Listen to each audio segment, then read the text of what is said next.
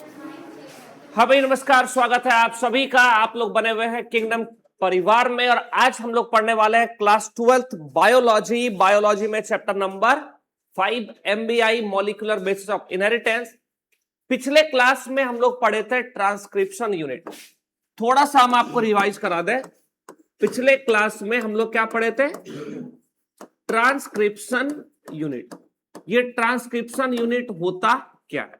अगर इस पर ही चर्चा कर ले पहले तो आपको बता दूं, मान लिया जाए कि ये अपने पास एक डीएनए, ये हो गया 3', ये क्या हो गया 5', ये 3' और ये क्या हो गया भाई 5'। डीएनए का पोलरिटी हमको आपको सबको पता है, 5' से क्या होता है 3'। अब हम लोग कहते हैं कि डीएनए का वो सेगमेंट जहां ट्रांसक्रिप्शन होती है उस जगह को हम लोग बोलते हैं transcription unit. The segment of DNA which undergoes transcription is known as क्या? Transcription unit. अब ट्रांसक्रिप्शन यूनिट की बात करेंगे तो ये 3 सब यूनिट से मिलकर बना हुआ है। कितने सब यूनिट से? 3। पहला सब यूनिट का नाम है प्रमोटर। क्या नाम है? प्रमोटर। तो चलिए लिख देता है यहां पर। पहले वाले का नाम क्या हो गया भाई? प्रमोटर। जो आखिरी वाला है इसको कहते हैं टर्मिनेटर। क्या बोलते हैं बच्चों? टर्मिनेटर। और जो बीच का बचा हुआ भाग रह गया इसको बोलते हैं स्ट्रक्चरल जीन। इसको क्या बोलते हैं? Structural gene. ये सब हम आपको पहले ही पढ़ा चुके हैं, फिर भी एक बार रिकैप कर रहे हैं क्योंकि आज हम लोगों का टॉपिक रहने वाला है मैकेनिज्म ऑफ ट्रांसक्रिप्शन। तो ट्रांसक्रिप्शन का मैकेनिज्म पूरा पढ़ना है तो उसके लिए सबसे पहले समझिए कि ट्रांसक्रिप्शन होता कहां। जहां होता है उसको क्या बोल रहे हैं? Transcription unit. क्या बोल रहे हैं? Transcription unit. ट्रांसक्रिप्शन यूनिट का पहला भाग हो गया प्रमोटर, आखिरी भाग हो गया टर्मिनेटर और बीच का भाग हो गया स्ट्रक्चरल जीन। इन तीनों में एक एक लाइन जो हम लोग समझ सकते हैं, जहां से ट्रांसक्रिप्शन प्रमोट हो रहा है या स्टार्ट हो रहा है उसको क्या बोलेंगे? प्रमोटर। जहां ट्रांसक्रिप्शन टर्मिनेट हो रहा है, खत्म हो रहा है, उसको क्या बोल रहा है? टर्मिनेट। और जहां वास्तविक में ट्रांसक्रिप्शन या जहां एक्चुअली में ट्रांसक्रिप्शन हो रहा है, जो पार्ट ट्रांसक्राइब हो रहा है उस जगह को क्या बोलते हैं? स्ट्रक्चर। मतलब अगर कभी आपको प्रोडक्ट मिलेगा या एमआरएनए मिलेगा तो वो कौन से पार्ट से मिलेगा? स्ट्रक्चर। ये स्टार्ट करेगा, ये अंत करेगा, बाकी मेन काम कहां होना है? स्ट्रक्चर। आपको यहां पर पोजीशन भी याद रखना है कि प्रमोटर और टर्मिनेटर का पोजीशन क्या है। इसको हम लोग क्या कहते हैं भाई? टेम्पलेट। इसको हम लोग क्या बोलते हैं? कोडिंग। क्या बोलते हैं? कोडिंग या नॉन टेम्पलेट भी कह दीजिए। अब ध्यान से देखना, अगर आपसे प्रमोटर का कोई पोजीशन पूछेगा तो प्रमोटर का पोजीशन आपके बुक में जो दिया हुआ है वो कोडिंग स्ट्रैंड के रिस्पेक्ट में दिया है। हम भी आपको वही बताते हैं कि इस प्रमोटर का पोजीशन कहां है, तो 5' के पास है। किसके पास है भाई? 5'। इस वाले नीचे वाले डंडे को देखना है तो किसके पास है? 5' एंड।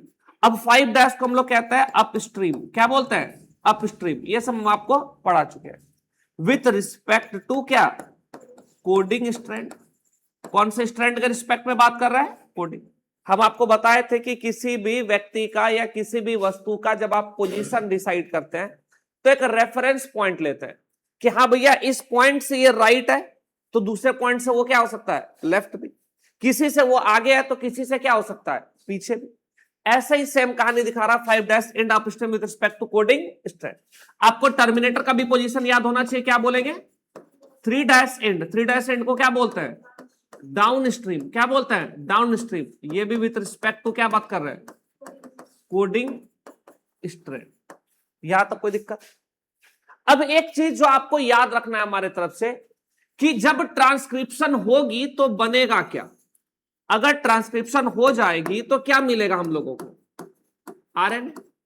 डीएनए का ट्रांसक्रिप्शन होगा तो क्या मिलेगा? आरएनए। और आरएनए किसका बना हुआ है? राइबो न्यूक्लियोटाइड का बना हुआ है।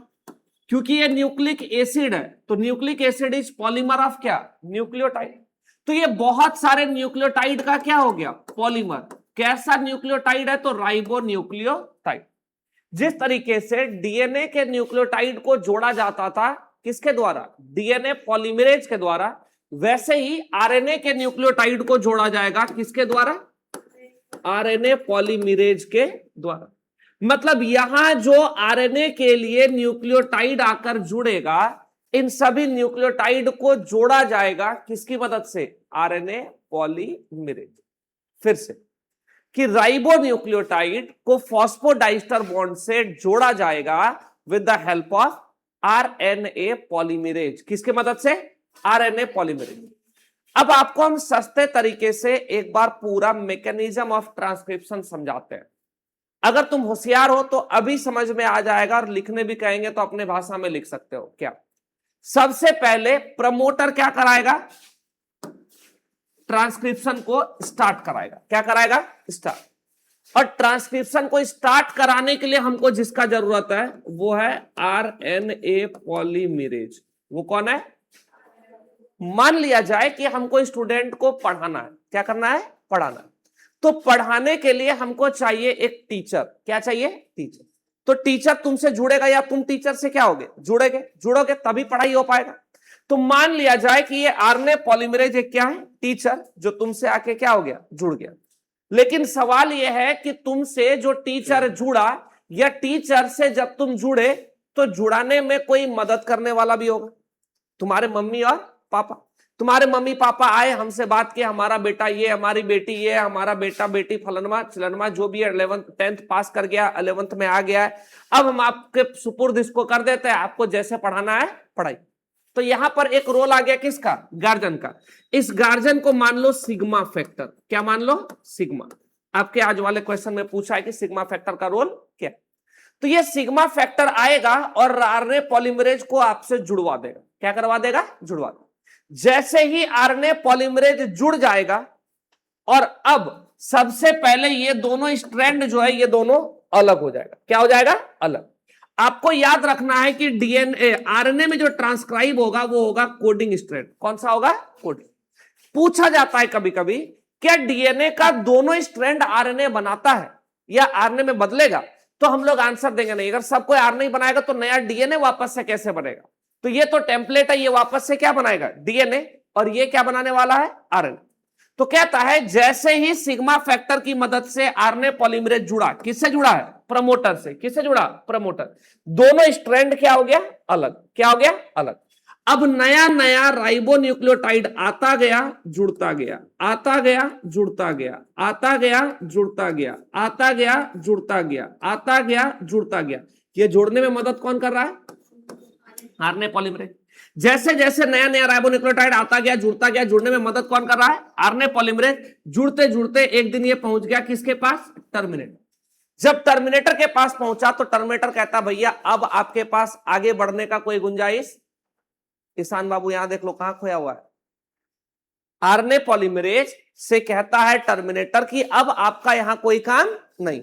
तो इस टर्मिनेटर के पास एक फैक्टर है जिसको हम लोग बोलते हैं रो फैक्टर। कौन सा फैक्टर कहता है? Rho factor. और यहां यूज किया जाएगा एटीपी का। किसका यूज किया जाएगा? एटीपी।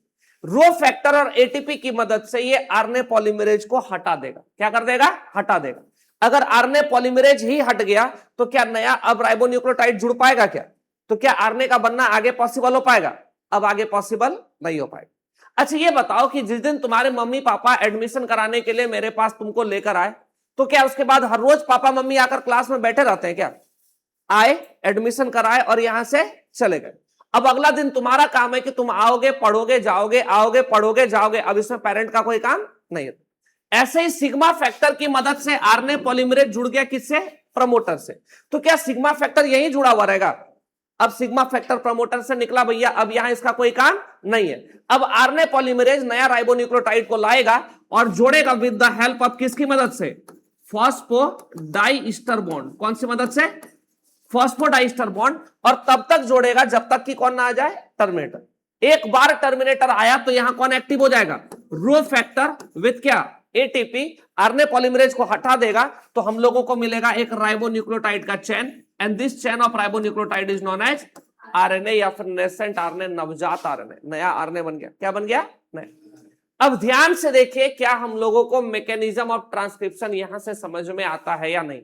मेरे हिसाब से तो तुम समझ चुके हो कि सबसे पहले आरएनए पॉलीमरेज आएगा, प्रमोटर से जुड़ेगा with the help of sigma factor, दोनों स्ट्रैंड अलग हो जाएगा with the help of helicase. जैसे ही अलग हो जाएगा राइबोन्यूक्लियोटाइड, आरएनए पॉलीमरेज एक एक राइबोन्यूक्लियोटाइड को लाएगा और बनाएगा आरएनए। क्या बनाएगा? आरएनए। ये काम तब तक चलेगा जब तक कि कौन ना आ जाए? टर्मिनेटर। एक बार जो टर्मिनेटर आ गया तो कौन आएगा बैक्सन में? Rho factor. और कौन आएगा? एटीपी। और यहां से आरएनए पॉलीमरेज को बोलेगा भैया आपका काम हो गया, हम तुमको पढ़ा रहे, मान लिया तुम्हारे होम ट्यूशन जा रहे हैं हम तुमको पढ़ाने के लिए, हर दिन हम तुमको घर में पढ़ा रहे हैं, तुम 10वां पास कर गए, हम 10वां तक का ही टीचर है, के आगे भी पढ़ाते रहेंगे। अब एक दिन गार्जियन आपके बोलेंगे भैया आपका काम क्या हो गया? खत्म, चाय पीजिए, नाश्ता कीजिए और दफा हो जाइए। क्या ऐसा ही ना तुम लोग भगाते हो मास्टर को? यही तो है, ठीक है, अपना काम बनता और बाढ़ में जाए जनता। बस ऐसे रहोगे तो बाबू जिंदगी में तरक्की नहीं हो पाएगा आगे। यहां देखो, तो mechanism of transcription, formation of transcription complex या फिर एंड इनिशिएशन। क्या बोलता है? Recognition and attachment of RNA polymerase to promoter. क्या बोलता है कि आरएनए पॉलीमरेज किससे जुड़ गया? प्रमोटर से। किसकी मदद से जुड़ा? ले गायब हो गया। Sigma factor. कौन सी फैक्टर की मदद से? Sigma factor. Unwinding of both structural gene strand. Unwinding का मतलब दोनों क्या हो गया? अलग हो गया। फिर कहता है in prokaryotes there is single type of RNA polymerase, जबकि यूकैरियोट में 3 तरह का होता है, आरएनए पॉलीमरेज 1, आरएनए पॉलीमरेज 2 और आरएनए पॉलीमरेज 3। फिर कहता है the main function of RNA polymerase is elongation of क्या? RNA. Main function of RNA polymerase क्या हो गया भाई? इलोंगेशन ऑफ आरएनए या राइबोन्यूक्लियोटाइड को जोड़ जोड़कर आरएनए का लेंथ क्या करना है? लंबा करना है। कहता है आरएनए पॉलीमरेज में होता क्या है? एक होता है सिग्मा फैक्टर। कौन होता है? और बाकी होता है कोर। कोर में होता है अल्फा, बीटा, बीटा डैश और ओमेगा। इतना आपको याद करने की आवश्यकता नहीं है, आपको बस याद रखना है क्या? Sigma factor. क्या याद रखना है? सिग्मा। अब कहता है recognition sequence recognised by sigma factor by क्या?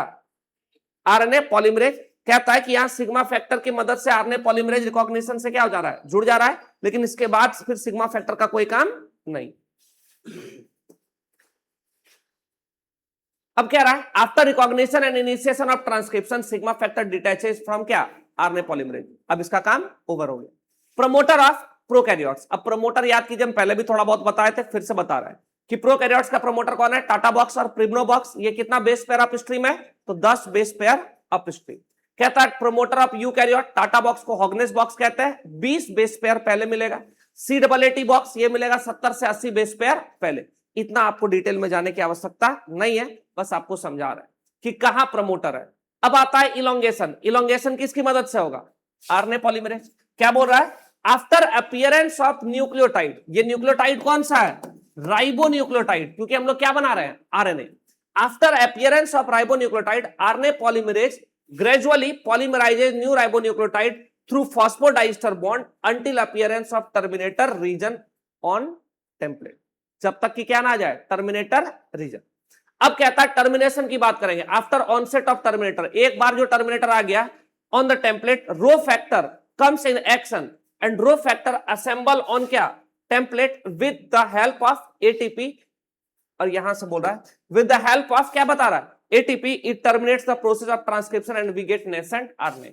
एटीपी और रो फैक्टर मिलकर क्या करेगा? पूरा का पूरा ट्रांसक्रिप्शन को क्या करा देगा? रुका देगा। और इस तरीके से हम लोग को क्या मिलेगा? नया आरएनए। कहीं कोई दिक्कत है तो बताओ। इसको तुम अपने भाषा में लिखो, ज्यादा बेहतर है, ठीक है। आपको क्या क्या बताया गया? सबसे पहले बताया गया कि इनिशिएशन ऑफ क्या? आरएनए पॉलीमराइजेशन या फिर initiation of transcription with the help of RNA polymerase, where RNA polymerase का पहचान होता है किसकी मदद से? Sigma factor. आरएनए पॉलीमरेज जो जुड़ेगा प्रमोटर से, तो कौन जुड़वा देगा? पेरेंट। पेरेंट कौन है भाई? Sigma factor. कौन है भाई? Sigma factor. तो ये बात बता रहा है। तो अगर तुमको ये डायग्राम समझ में आया है तो मेरे हिसाब से सब कुछ समझ में आ गया। सबसे पहले सिग्मा फैक्टर की मदद से आरएनए पॉलीमरेज जुड़ गया किससे? प्रमोटर से। फिर दोनों स्ट्रैंड क्या हो गया? अलग हो गया। अब आरएनए पॉलीमरेज आया और एक एक करके यहां राइबोन्यूक्लियोटाइड्स को जोड़ता गया, जब तक कि कौन ना आ जाए? टर्मिनेटर। कौन ना आ जाए? टर्मिनेटर। एक बार टर्मिनेटर आ गया तो यहां पर काम कौन करने लग गया? Rho factor. और साथ में कौन क्या? एटीपी। और यहां से ट्रांसक्रिप्शन को खत्म करा दिया तो हमको चेन ऑफ मिला क्या? Ribonucleotide. And this chain of ribonucleotide is known as क्या? कहीं कोई दिक्कत? जो भी बच्चे घर में बैठे हुए हो, देख रहे हो, एक बार यहां से स्क्रीनशॉट ले लीजिए और एक बार यहां से स्क्रीनशॉट ले लीजिए। 3 नंबर का क्वेश्चन ये आपका आएगा, ठीक है। इसके बाद अब पोस्ट ट्रांसक्रिप्शन इवेंट। आज के लिए इतना ही, टिल देन टाटा।